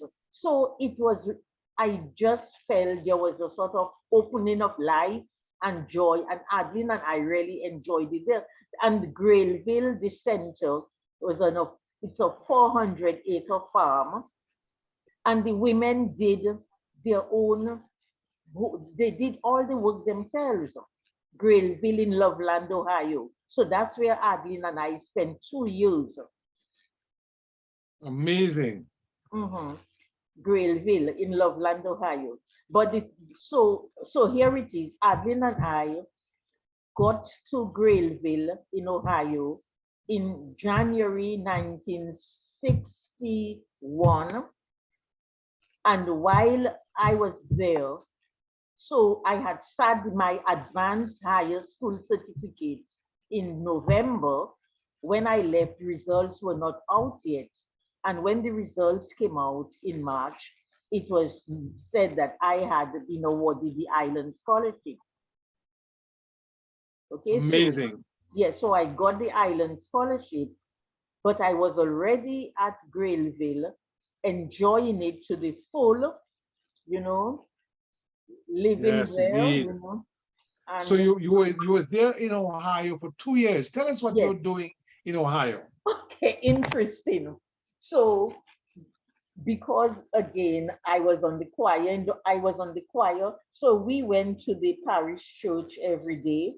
We took care of the liturgy, so we sang at the mass. Then in addition, there was something called the International Youth School. And I still have a very good friend with whom I correspond from the Philippines. So there were students there from the Philippines, from Africa. There was somebody from Portugal. I still remember somebody from Holland. We were all young people before we entered university. So And you were like what, 20 years old? I had just turned 19. Yes. Yes. So we just were there, and it was a very interesting program. You deepened your spiritual life, you learned more about Christianity, you interacted with other people, and then you took part really in the work on the farm. So I still remember milking cows, that Amazing. as a hobby. Yes, imagine one of the jobs that you did. So after your studies, and you had very interesting people. I remember this old historian, Christopher Dawson, coming to speak to the group. Then you had, what's his name? He was very involved in drama. I can't remember his name. A black priest from the Washington area. So, and then we had some very good singers there. So yeah, There so was we no sort of studied. in those days, the civil rights movement was just starting. Was there any It was, yes, discrimination? it was just starting. No, you mean that if there was discrimination at the Grail? No, Yes. no, that would have defeated their whole ethos, their whole ideology. No, because they knew it was an international movement, and they had been accustomed to having students from Africa, from and other places, India. So no, there was no discrimination. I never Tell encountered us it. about the food and about the differences you Oh, well, I mean, the experienced. food was great because don't forget a 400-acre farm with people, as I said, some with masters in agriculture and already just taking a break out from regular hectic life just to get to know more in touch with themselves, to deepen their spiritual life. So there was someone, I in charge of the chickens. So I mean, there were so many eggs. I remember boasting to my family back home that imagine one morning I made an omelette with 4 eggs. I Oh my. mean, my cholesterol must have been sky high. But you know, so and then they also had cows, so they would have the cows slaughtered. So I mean, oh, the food was good. And then you Yes. had, I mean, the spinach that they grew, then the corn that they grew, the wheat. You know, so they really was, you know, self-sufficient. So they really Let managed. me ask you a question now, Miss Levy. Did you have a situation where you drove tractors as well? I didn't know. I didn't drive a tractor, no. But the women, there was one lady who did it. They did. They drove tractors. Oh yes, and when it was time for sowing, it was like a whole ritual. Somebody, it was a, somebody read about the sower went out to sow, and then you had the person with the tractor and they sowing the seed, and so it was I must say it was life was good there, and I mean they celebrated the Christian feast to the maximum. So at So Christmas you had time, Thanksgiving, you had Thanksgiving with and turkey at and all that? Christmas time, 12 days of celebration. I mean, with all the meat you could eat, all the chickens you could have, all the eggs you could have, and then the bakery, you know. So it was a very nice life. Let me I ask don't. you, sis, let me Mhm. ask you, do you believe, based on what you learned at Grailville, that we need something like that for boys and girls in Dominica, where they can learn agriculture, learn to grow their food, and live in a community where they Mhm. learn the art of industry and agriculture, and Mhm. respecting each other and being Mhm. in that Christian virtue? Uh-huh. I think today that you have pockets of, not really, it's not a 2-year program, but I think you have like the youth group and you have other groups today in society where they do have, I think, seminars and talks on these aspects of life. So But I'm I thinking think, of a place in Dominica where people can go, like we used to have the Londonderry Youth Camp, which is uh-huh, mainly for boys, but where uh-huh, boys and girls can go. And so they can learn to live in a place where they can learn to cooperate with each other, to collaborate with each other, to communicate with each other, and to uh-huh, do productive things at the same time, to kind of get away from the drugs and the gangs and the kind of uh-huh. violence we see. What are your thoughts on that? That would, yes, help, because after such an experience, people do feel revitalized, they feel refreshed. So if you did have something like that where you, but then I'm not sure if they don't do it, the youth groups. I think sometimes they go for a retreat, they call it, and they would maybe spend a week or 2 weeks where hopefully they would emphasize such aspects of life which would be beneficial for them. Mhm. Indeed. So we're coming towards the end of this interview. I'll maybe have you on for another maybe 15 minutes, no more than that, because I don't want to keep you beyond your That's time. okay, yes. But let me ask about your island scholarship. So you got the island scholarship in 1963. So you No, that returned was from in, no, Greece. that was in 19, that was it, that was in 1961. Let me see, no, the islands, because in 1960, I sat the exam in 1960. So that would have Yes. been 1960, yes.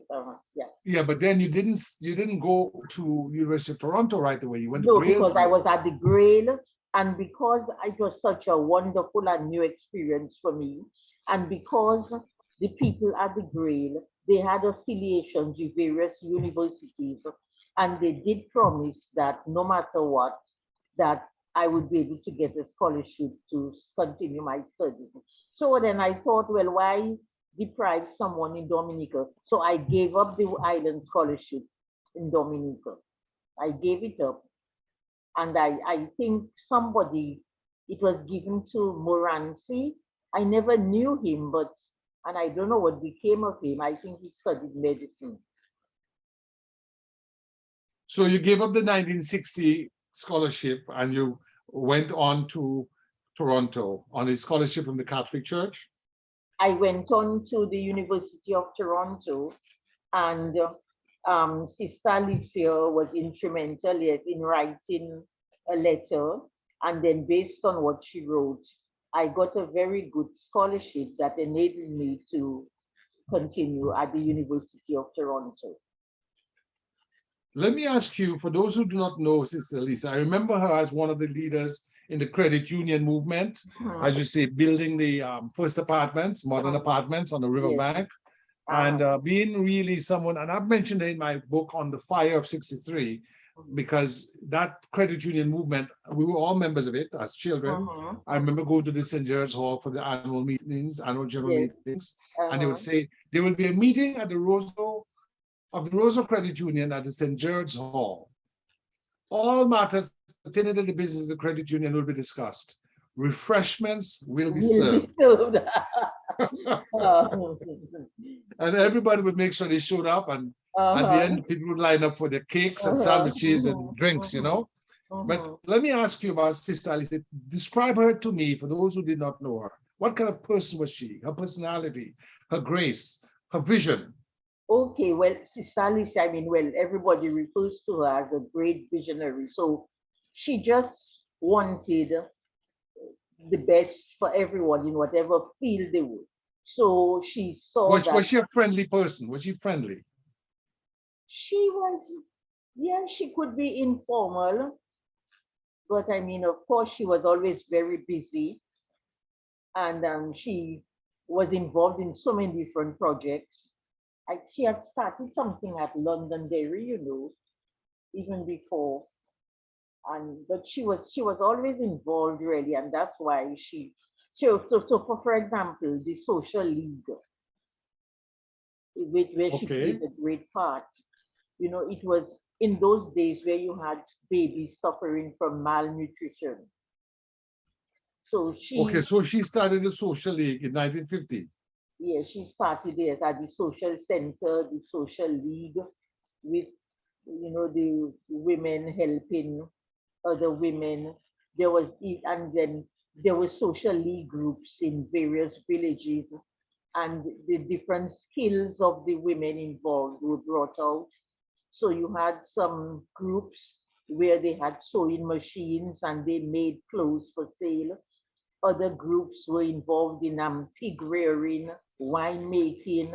So they were involved in different projects. It was a very, very vibrant organization before. Outstanding, outstanding. So when did you start at the University of Toronto? What year? I started at the University of Toronto in 1963. Okay. What month in 63? September. So were you in Dominica for the 63 fire of February 63? No, I wasn't in Dominica at the time. I was probably at the Grail then. Okay. Okay. And what did you study at the University of Toronto? I majored in language and literature, minored in French and psychology. Okay. All right. And what year did you return to Dominica? I returned to Dominica in 1966 after I graduated from the University of Toronto. Okay. Any famous Dominicans you met in Canada while you were there? While I was there, no. As I said, the only one that was Marlene Green had been there before me at the University of Toronto, but there were no other Dominicans. Swiss Bertrand hadn't gone up there yet. Okay. Yes, so when you returned in 66, what did you do? When I returned in 66, I signed up to teach at the Convent High School, and I never left. So you taught at the Convent High School from 1966 to what year? Well, I call it, then I became principal in 1983. Okay. So, but I taught at the Convent High School. Remember, in those days, the sixth form college did not exist yet. Yes. So I taught for a little while at the sixth form. The nuns taught at the sixth form at the convent.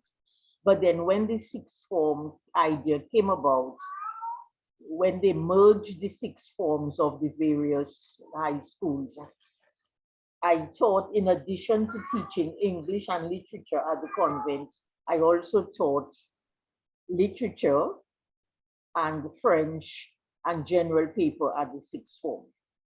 Okay. Outstanding. And that's when we met, because we met in Yes. 77. Yes. But I the remember funny you thing, taught yes, us, yes, you the funny know, thing, Gabriel, the funny thing is when I look back at it, people who teach at the sixth form, they teach only like one subject, and that would be their full load work. When I taught, Sister Jose was principal at the convent. And because my salary came from the convent, on the convent list, government would give the grant, she felt that I had to give the convent a full share of work, even if I taught at sixth form.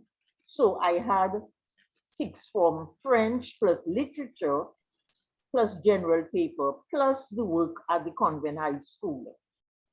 And there was no additional pay. It was just the one salary from the Convent High School that I got. And it's funny, in those days, we know, unlike like the way you can Google something on your phone right now, there was no internet. We did not have Jay's bookstore. So many times you all didn't realize, I mean, the books were just not available. So, I mean, I could not let my brilliant, enthusiastic students suffer. I mean, when you had people who were so keen, like Gabriel Christian, Irvin Andre, Alec Lawrence, you know, and students doing French like Mary, you had Alicia Christian, Germania Collier, and others. You know, you just felt, I mean, there was no idea in my mind that, hey, if government doesn't provide the books, why do I have to labor and get it on my own? No, I mean, I felt I had to go with my students who were so enthusiastic.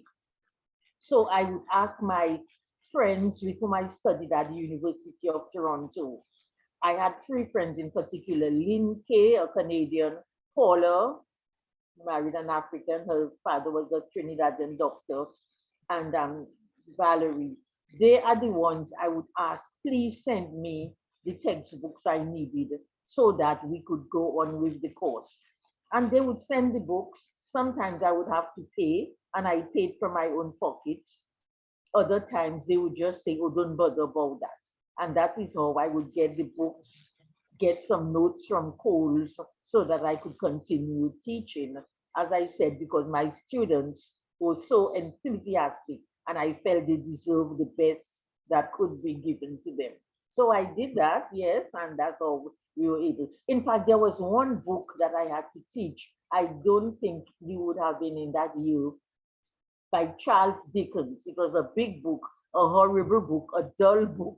But the only I person, didn't do any Dickens. I did Middlematch, you okay, yes, know. maybe that by George Eliot. The only person who had that book of Charles Dickens was Father Prostmans in his library.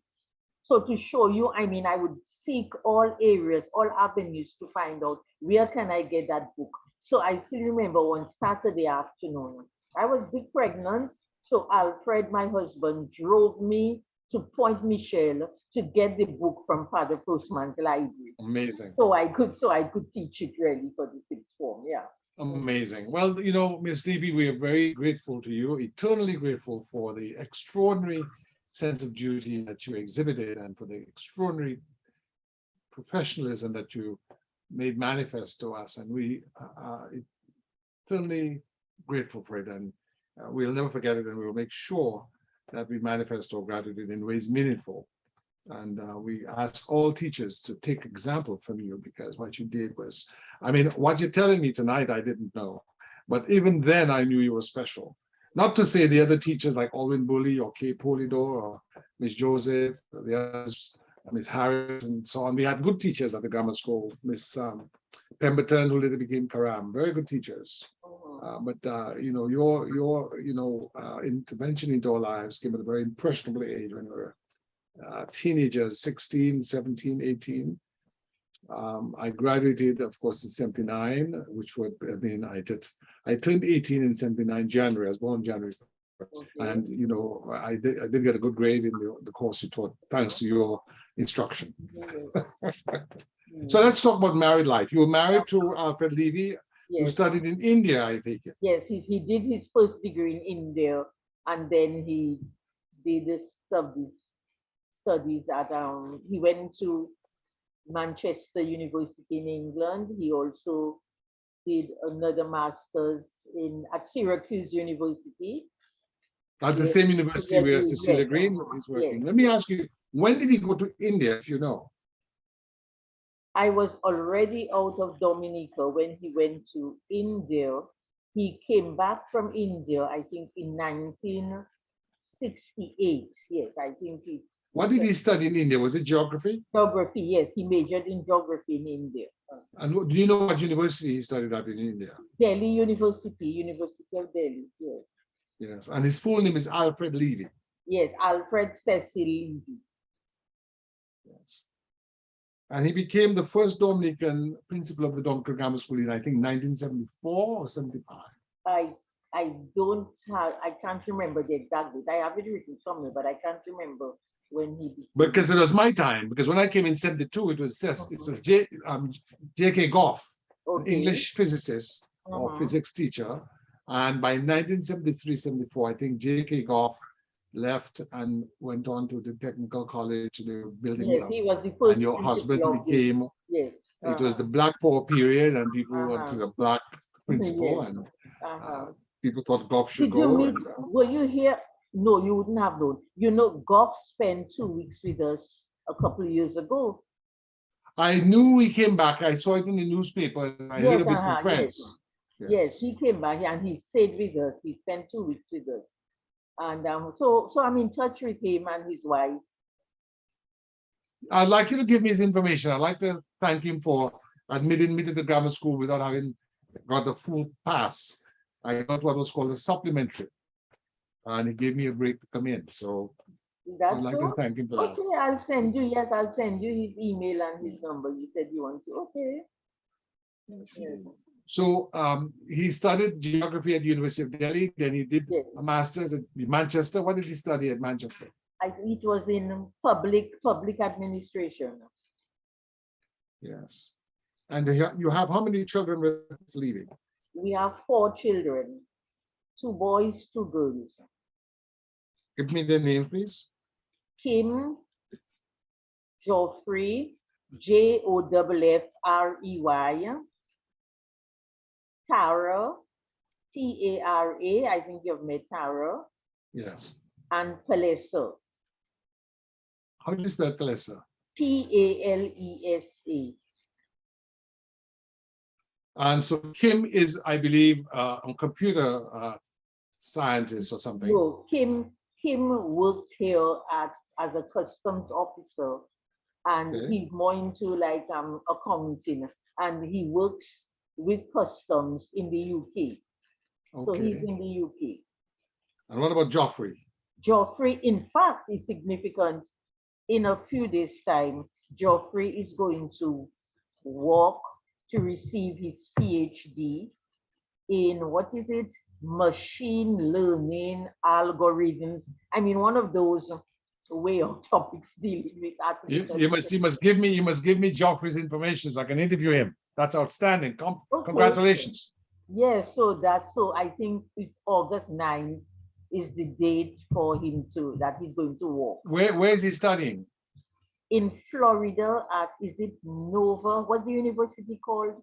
Nova, or North Atlantic or something. University Atlantic. Anyway. Outstanding. Yes. And I know Cara is an attorney. Yes, and she recently got a job in Jamaica. So she works in Jamaica now. I remember we had dinner. I believe she was attending either Georgetown University or George Washington. Yeah, Georgetown. She went to Georgetown. She got a Fulbright to do a master's at Georgetown. Yes. Yes, all your kids are very bright. And I remember her, and we had dinner together. That was my school, Georgetown University. And Palesa is also in the UK.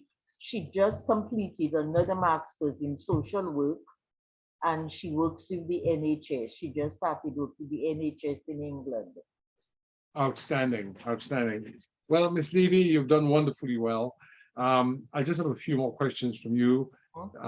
You've weathered these questions in a manner befitting your indomitable spirit. And I just want to ask a few questions of you. Let me ask you, Miss Levy, what was it like becoming the first Dominican-born principal at the Convent High School? I knew that I had to live up to a lot because you know the attitude as a Dominican and taking over from people who had been foreigners, you know, the attitude, let us watch and see what she will do. But I must say though that, I mean, I have had wonderful and appreciative parents along the way. So I really cannot complain about that. I must say, I mean, that parents, I mean, I still interact, I still meet them, and they would say, oh, do you know so and so, your daughter, their children, of course, you know, oh, you know, she's doing a PhD in so and so, she's doing so and so. And you know, I really feel grateful for the kind of, you know, the love, the openness with which they regard me. I can tell you, I've met your students who are obstetricians, gynecologists from some of the Oh, best yes, universities in yes. the world. I've met students of yours who've been to Harvard and Yale. You know, truly you have done a masterful job, and not just, of course, you, the team that you led, because Yeah, the obviously teachers, you were the yes, they have principal, done. Yes. I but had some wonderful you had teachers, all wonderful very teachers. cooperative teachers. Yes. Yes. What were the challenges like, if you had any, during the time you served as a teacher or as a principal? What Okay, were the some of the challenges? You've told us challenges, some already, but tell us yes, about okay, others. some of the challenges, um, because of the nature of the school. I remember one year, it was so funny, some parents went to complain to the bishop that although they were Catholics, I had not taken their children in the school. And that same year, some non-Catholics went to their pastor and told him that although they were paying taxes and government gave a grant to pay teachers at the school, I did not take their children because they were Protestants. So in a sense, it almost was amusing. Here it is. I mean, I could not take all the Catholics who applied, neither could I take all the non-Catholics who applied. But I mean, we know that we had to admit non-Catholics into the school as well because they're Dominicans, and it's, in a sense, government did give a grant to pay the teachers. So some of that, these were some of the challenges to try to please everyone, to let the Catholics realize that we have to take in non-Catholics as well because the school is not completely private, but to let the non-Catholics know also because the school is a Catholic school that we also had to give priority to Catholics. So that was a challenge. Another challenge really was sometimes a financial one. I remember doing an exercise for the teachers for them to realize where the money went because I mean, when you think of the little that each parent paid, and unlike the government schools, the school had to pay a secretary, you know, pay cleaners. I remember spending my summer holidays, first of all, buying all the supplies the school needed, clearing the books that were, because we would order some of the books from overseas, some of the textbooks, going to customs, doing the clearing, you know, buying brooms, buying everything the school needed, you know, so that was a challenge in a sense to make sure that we had enough money to run the school. Aside from how much was the grant that the government gave? Do you know? Well, in my, okay, what we did, and again, that was extra work too. Every month, we had to write the names of every teacher, the teacher's qualifications, and the salary that should go with that teacher, and submit that to government. And government then would approve the list and then would send the grant to the school's account. Some months, the grant would be very late. Teachers would get very upset I still remember once a delegation came, mostly, well, some teachers from the prep, because the salary was not there. But if the salary hadn't been, if the grant was not put in the school's account, the school would be in the red by paying, teachers of the prep and high school from whatever was there in the bank.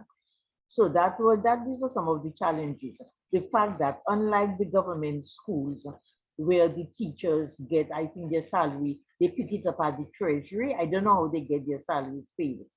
But at the convent now, we had to make up the salary sheet, submit it to government by the 10th of every month, and somebody in the finance department then would approve it and would send the grant to the school's account at the bank. So only Amazing. when the account, and I remember spending, oh my gosh, many days, close to month end, calling the people at the treasury, begging them, you would think it's a personal matter, begging them, please, if the teachers need their pay and the grant hasn't come yet, how soon will the grant be given to the school? And the people at the treasury would be sympathetic and say, Mrs. Levy, we will try our best, but your school, because you have so many graduates, your school is a good slice of the grant. So we have to see how much we have and when we can deposit it in the school's account. So all of that Yes. went in the job. Amazing. Do you know whether that was the same for the Wesley High School and the St. Mary's Academy? Yes, I think yes, because right now I'm on the Catholic schools board, and they have the same problem that sometimes the grant arrives late. Okay, so you have to write it. Can you tell me whether you believe it would be useful for the Catholic Schools Committee to have a website, since you have so many illustrious graduates, that could create a sort of endowment for the Catholic schools? One of the things we're trying to promote among Dominicans is to those, especially in the diaspora in the United Kingdom, Canada, United States, to leave a percentage of your insurance at their passing in your will for the schools from which they were nurtured or at which they were nurtured, for those who are coming behind, so that when government falls short, the school has some sort of reserve fund that's Yes. invested somewhere that they can draw down on. What do you think about that? Oh, well, that would be a marvelous idea if it could be done. But I must say that the teachers at the Catholic schools today are in a much better position than people in my time, Mrs. Agar, Mrs. Tulo, Mrs. Burnaby would, because I think, well, younger people, perhaps are more assertive, and they realize, hey, why are we giving up when we are giving our best for the school? We deserve some kind of compensation. So something was done whereby the school fees have added to it something, and it goes into a special insurance fund. So the teachers now who have, well, over the past 5 years or so, the teachers are getting something from that fund. So there is this insurance. I think it's registered with CLICO. So they do have something. But as I said, people like myself, Mrs. Agar, and Mrs. Burnaby, my time, well, it didn't exist then. Yes. So all did you all get a government retirement? No. When I retired, I got nothing from government or from the school. And I often tell myself that really I should have looked more into it, because since I did not get a cent from government for teaching at sixth form, and I taught for all those years, really I should have been entitled to some No, kind of Ms. Levy, you were saying something to me that's a shock to me, and I'm sure will be a shock to those who will listen to this. It's the first time that I'm hearing that after all these years of illustrious service, you do not have a government retirement. No, I never. All I have really is my little social security. And it's so funny.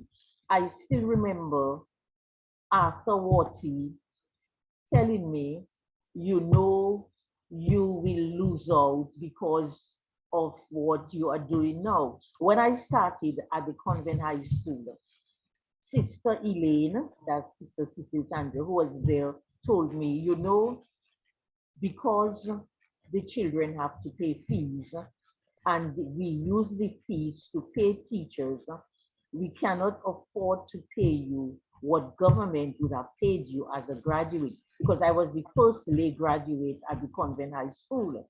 So she told me, are you willing? We really want to have you, but we cannot pay you a full graduate's pay. Are you willing to take less? And I mean, I had just come back, wanting to serve my alma mater, and I lived at home. My grandmother was still alive. So, I mean, I wasn't married. So I thought, well, yes, what she's offering me, I can live with that. I mean, I don't live an extravagant lifestyle. I'll walk to school and all that. So I accepted less. So That is because, amazing. I am, we have to look into this because this is something that is a shock to me. I didn't yes, know this. it's I so, just assumed that because the government was paying the teachers, that they also automatically no, no, were no, no, beneficiaries not of. really. So because my salary was already less to begin with than what it should have been, when Social Security came on stream, my salary was less, so Social Security was also lower That's than right, what it because should have it's a been. Yes. percentage. So if it's Yes. a low Mhm. number, then it's Yes. a Yes. could be, Yeah.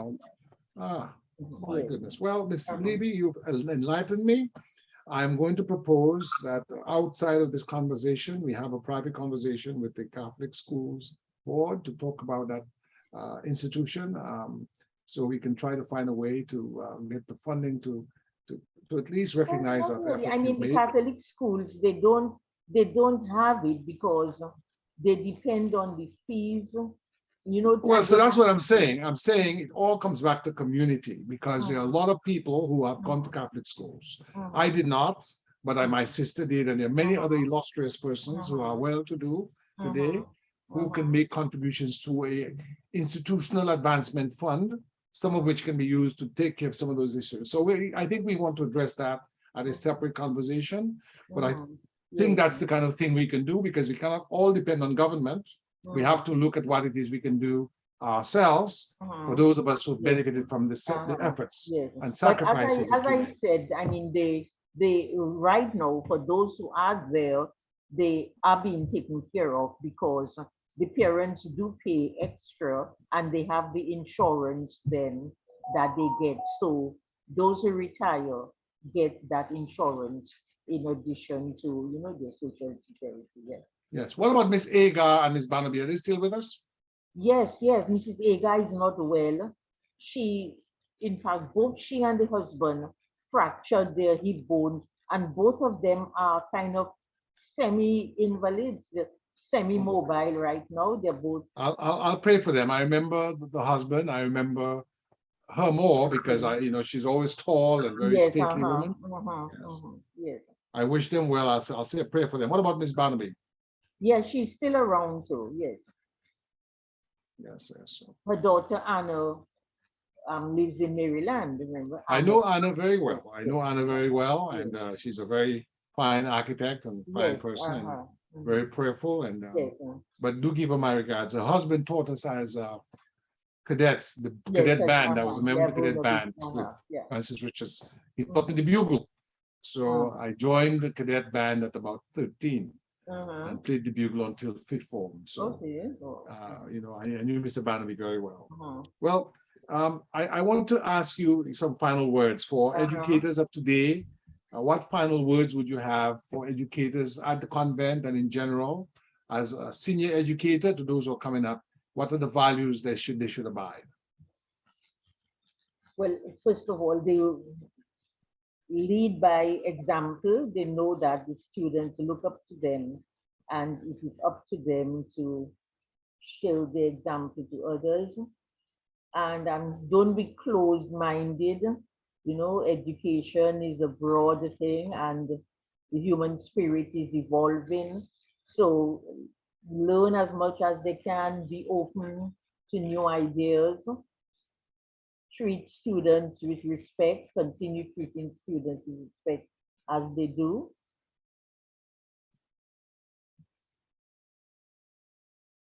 And you are also a writer, and you've been part of the Dominica Writers Movement. Tell us a little bit about that before we go. Tell us about the books you've written and about your role in the Nature Island Book Festival and other initiatives. Okay, yeah. So again, well, I have always enjoyed reading and writing. Haven't found too much time for it, but I decided after I retired to just put a few short stories down. So I have done that, had them printed at the Chronicle.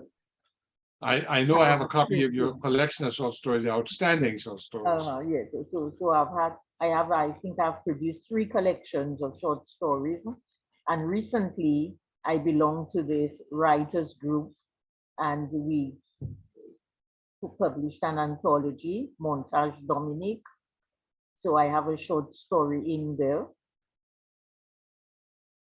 And Alec Lazar, a writer, also, I think he put together also excerpts from short some writers.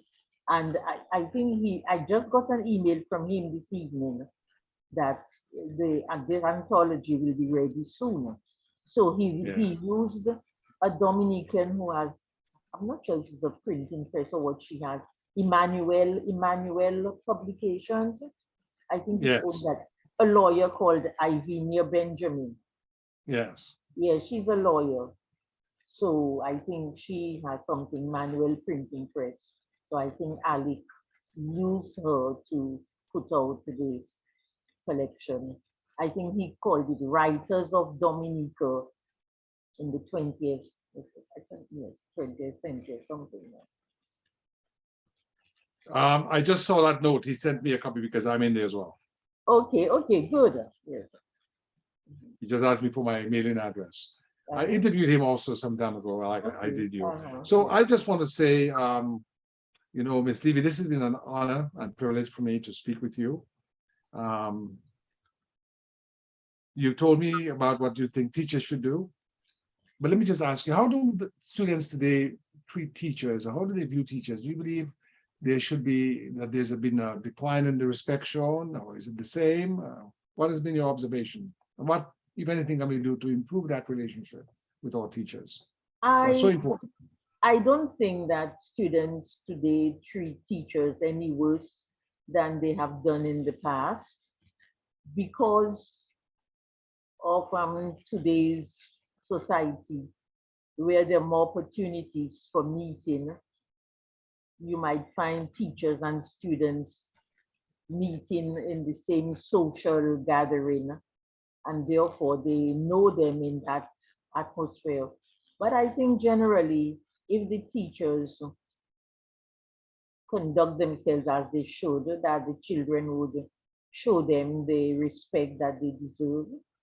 I don't think there are many cases and stuff.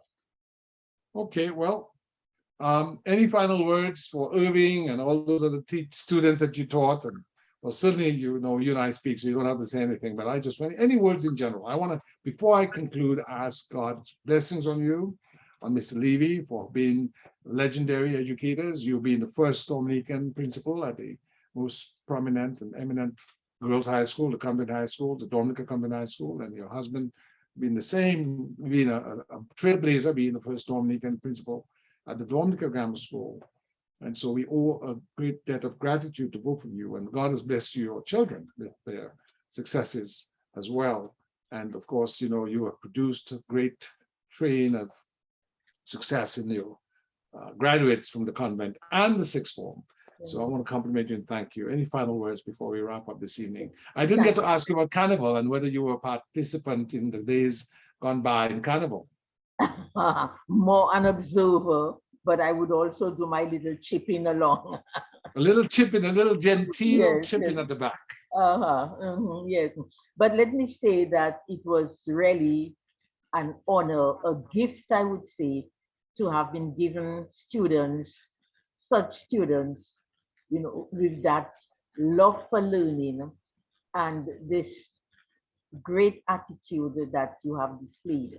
So I thank God really that I had the opportunity to meet people like you, Irvin, as I said, well, Alec Lawrence, Germania, Alexia, there was, I think Julian Pip, Anthony Commodore, who recently died, Yes, so yes. mhm. So I thank Yes. God for that opportunity because I mean, because I love literature so much, I really enjoy teaching it. So it was really, it's like a gift really that I was able to do something that I really enjoy doing. So I remain grateful for that. So I thank Indeed. God for the students, I'm grateful for the appreciation. I thank God for the parents also who remain grateful, and I ask God blessings on the students, on all of you, and may you continue to be blessed and to continue along the path that you are going. Yes, okay. Well, God bless you, Ma Levy, and your children, and Mr. Levy, for good health, long life, and happiness. And to all those who were part of that team that you led at the Convent High School, and for the Convent High School itself. You know, I was remarking to my wife and my children earlier that the only review of Rain on a Tin Roof that I found online by a Dominican high school is from the Convent High School. There's a Convent High School website, and a student several years ago wrote a review, and I was quite taken with it because she said it is for that book. That book is for those children who didn't have grandparents to tell them about Dominica of yesteryear. They should read it. Okay. Yes. So kudos to the Convent High School, and Uh-huh. whatever we'll off the record speak about what it is we can do to even strengthen not only the convent but our other educational institutions, so we Okay. can keep replenishing the pool Uh-huh. and keep producing students of outstanding competence and excellence that will continue to make our country proud. God bless you and all the teachers of your generation. I mean, I Okay. remember several, Mr. Bully, yourself, Uh-huh. Miss Polidor, deceased principal, who Kay Polidor, and Miss Harris, Miss Pemberton, deceased, all Uh-huh. those persons who Uh-huh. we were very fortunate in Dominica to have had outstanding teachers who dedicated to sharing their knowledge. God bless you always. Yes, thank you, Jesus. Okay, thank you. Okay, yes, good night. Yes, good night. Blessings on you, your children.